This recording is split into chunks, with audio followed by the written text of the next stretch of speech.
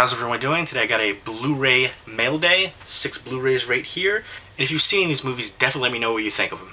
There are a few ones that I have seen before, but I want to revisit them because I haven't seen any of them recently. Most of them have been years ago, and there's a few in here that I haven't seen of before, or haven't even heard of before, rather. And so once I do view them all again, I will do a proper update talking about my opinions on them, what I think of them, more in-depth reviews essentially. But right now I'm just going to show you them because people like to see these mail day videos to see what I got. First up is the Marine 3 Homefront with The Miz right there. He was a former castmate on The Real World, and now he's a wrestler in the WWE. And this is a WWE production, and this is from 20th Century Fox. Right there, and I saved this little sticker on there that was on the outside just because I thought it was kind of humorous. The first time I've ever seen an advertisement on a Blu-ray or any kind of movie that says "all new movie!" exclamation point. People think this is going to be an old movie. The next action-packed film in the Marine franchise. I assume that people would see the Marine and think, oh, maybe it was one of the older Marine movies, except it's a different guy. I don't know. I just thought that was really humorous. And this is the Blu-ray DVD combo pack right there. And there's The Miz right there. It's so surprising to see The Miz, wrestling and doing movies and stuff now, action movies. I just pictured him from The Real World. It's just, I guess, you can do anything if you put your mind to it.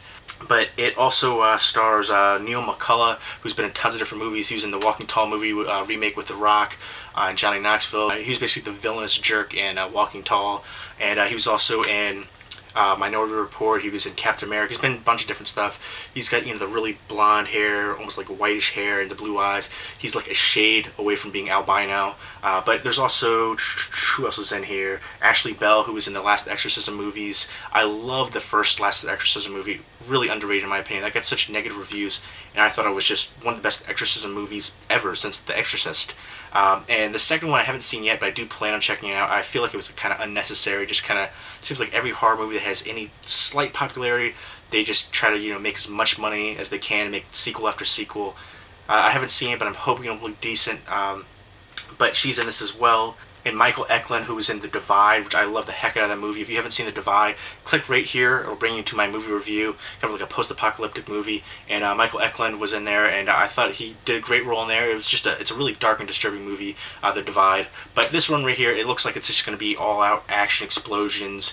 The same kind of setup with the Marine. Somebody gets kidnapped, he goes after them for the revenge, and right there.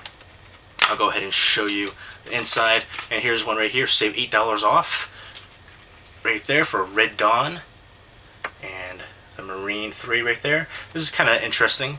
You could save right here, but I guess can you save money off of the Marine? Can you, if you buy this, can you go bring it back and then take this out and buy it again and get $8 off? I don't know. I gotta read this fine print right there, but that's kind of entertaining.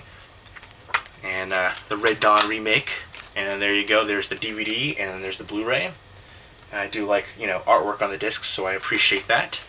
And I'm going to keep an open mind with this one, the Marine 3.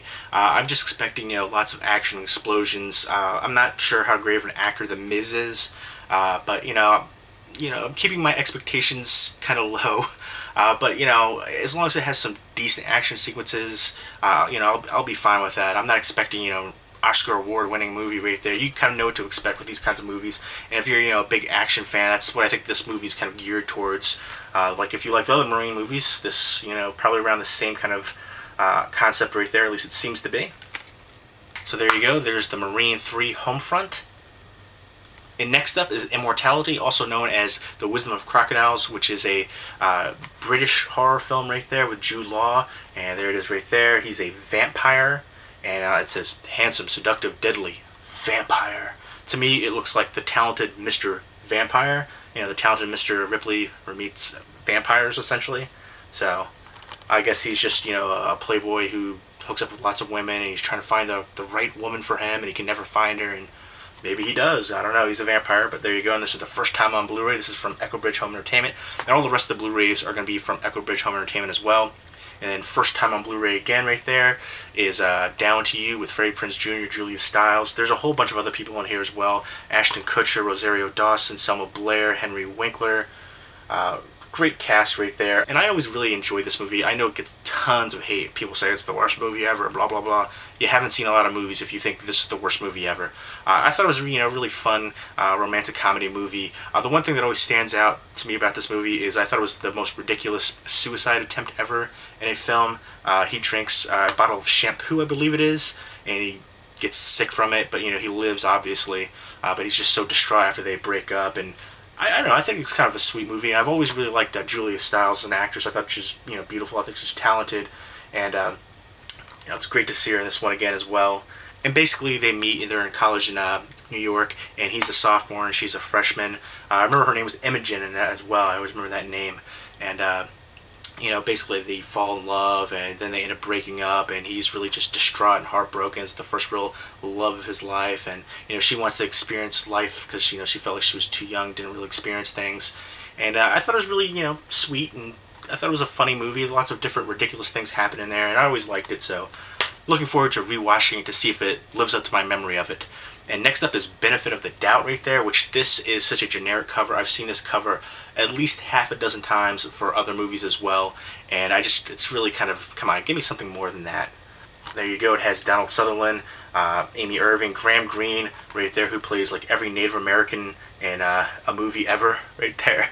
But basically, from the synopsis of it, I've never even heard of this movie before, but from the synopsis of it, Donald Sutherland goes to jail for like 20-something years for basically killing his wife, and his daughter was the one who, like, in court gave the testimony that put him away, essentially. And now he comes out of jail, and he's trying to work his way back into her life. And is he trying to kill her and get his revenge, or is he really, honest, and the whole time he's pleading his innocence that it wasn't him, so you don't know what's really going on. Apparently it's one of those kind of things.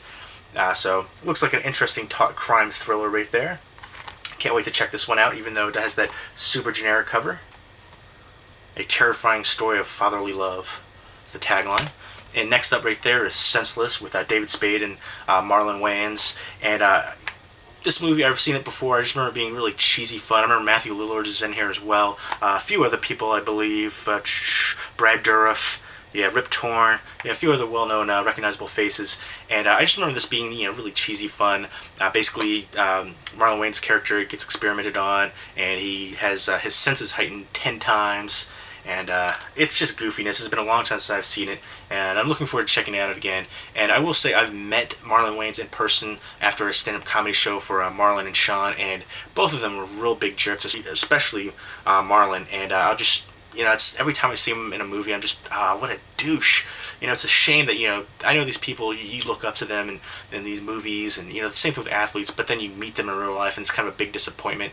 Maybe it all goes through their heads, but it's a shame. But I still do, enjoy his movies. I'm going to, just because he's a jerk in real life doesn't mean I'm not going to enjoy his movies, essentially. But, and also Penelope Spheris, who is the director right here. She directed just tons of different movies.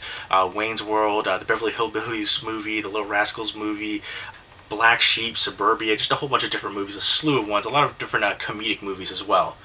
So there you go. Looking forward to checking that one out again. And next up is the shipping news right here. And this is one I've always enjoyed as well. Depressing as heck, very bleak. The whole look of the movie, the hue of the movie is kind of like washed out, which is very fitting for the tone.